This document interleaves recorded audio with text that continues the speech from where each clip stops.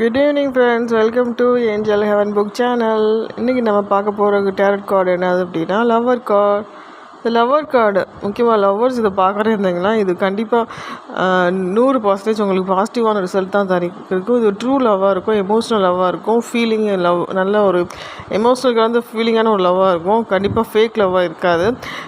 இது நீங்கள் யார் விதாலும் டவுட்டாக நீங்கள் நினச்சி இதை பார்த்தீங்கன்னா கண்டிப்பாக அவங்க உண்மையிலே உங்களை லவ் பண்ணுறாங்க அப்படின்றது மீனிங், அதுக்கு அர்த்தம். Okay, thank you.